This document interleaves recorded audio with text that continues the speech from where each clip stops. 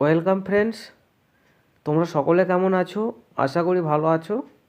তো অবশেষে school service কমিশনের নবম এবং দশম শ্রেণীর প্রিলিমিনারি ইন্টারভিউ প্যানেল লিস্ট প্রকাশিত হলো। অর্থাৎ কারা কারা স্কুল সার্ভিস কমিশনের নবম এবং দশম শ্রেণীর ইন্টারভিউতে ডাক পেতে চলেছ তার একটা লিস্ট স্কুল সার্ভিস কমিশনের তরফ থেকে প্রকাশিত করা হলো।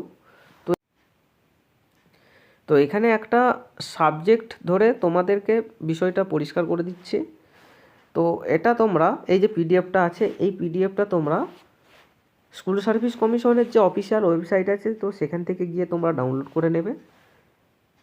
আর এখানে সাবজেক্ট হচ্ছে বাংলা। দেখো বাংলাটা ধরেই তোমাদেরকে বিষয়টা বুঝিয়ে দিচ্ছি।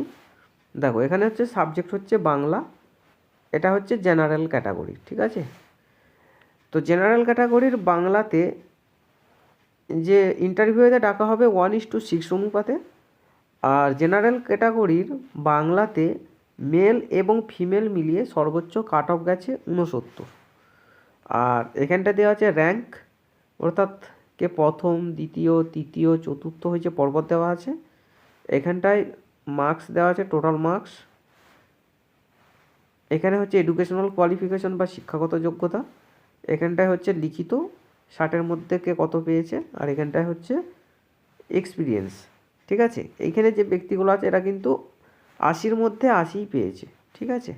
আর এখানে সর্বোচ্চ কাট অফ গেছে 69।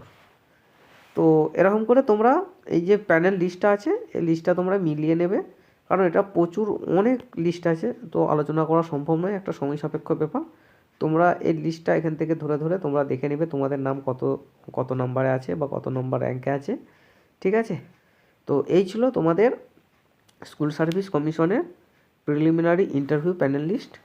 তো এখানেতেই ভিডিও শেষ করছি, পরের এপিসোডে আবার দেখা হবে। আর ভিডিওর মধ্যে যদি কোথাও কোনো ভুল হয়ে থাকে তো কমেন্ট বক্সে অবশ্যই জানিয়ে দেবে।